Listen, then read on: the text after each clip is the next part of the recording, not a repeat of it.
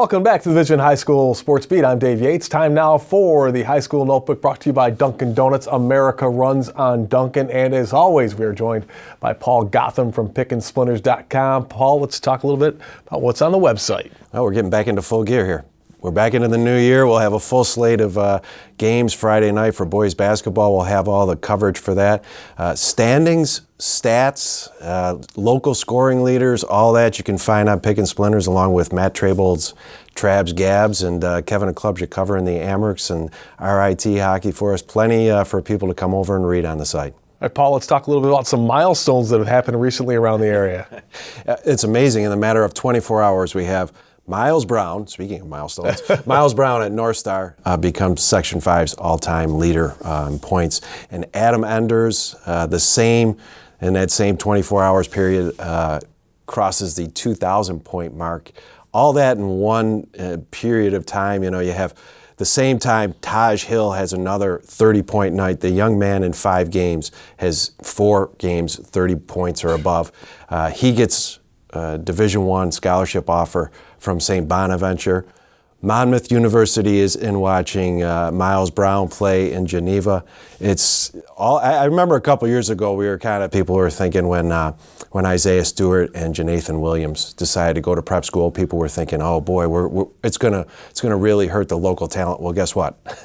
We still have so many players in this area who are demanding the attention, national attention, and I think a lot of it's got to do with the fact that we do have kids like Isaiah Stewart that have been successful, and now coaches are saying we better go in there and take a look at what's going on. Doesn't hurt having a program like the City Rocks AAU program developing this talent, but no, in a matter of one night, 24 hours, 2 nights, 24 hours, it was great to see that all that attention coming to our local kids. Love me some Rochester. It's kind of funny because we were just talking about that a couple of weeks ago about how these kids have gone on and done such great things at D1 and D2 programs and all that stuff, and now it looks like it's no signs of slowing down. And certainly you take a look at a kid like Miles Brown, everybody was thinking, oh, here's a kid at Northstar Christian, tiny Northstar Christian Academy. They're a C school.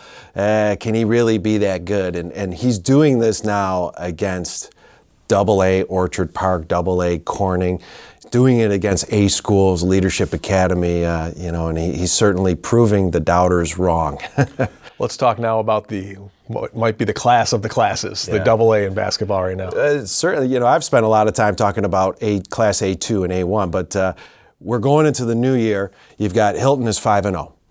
Rush Henrietta has won 6 games in a row, and oh, by the way, you have McQuaid is still there, and everybody, it's easy to overlook UPrep because they're 500 this year as opposed to what they've been in the past.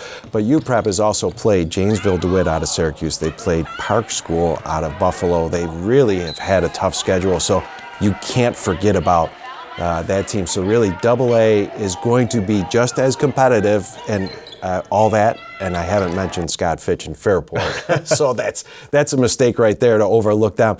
That'll be a great run in AA, and we're just getting into January now, and you're going to get a lot of teams into the divisional play. You're going to get a lot of teams are going to play each other for the second time in a year, so it's going to make for a lot of interesting drama out there on the hardwood. You know, it's a tough class when Fairport and McQuaid are the by the ways. Right, sure. And don't overlook Fairport. And I realize they don't have the Damascenos of years past where it drew a lot of star power. But again, you've got Van Zell, Johnson there in that lineup who makes a big impression with Fairport, and they will be a team. You're going to have to beat them. They're not going to beat themselves. Scott Fitch teams don't beat themselves, and come February, you're going to have to knock them off. Thanks, Paul. Great stuff as always, and we'll be back with more of the Vision High School Sports Beat right after this.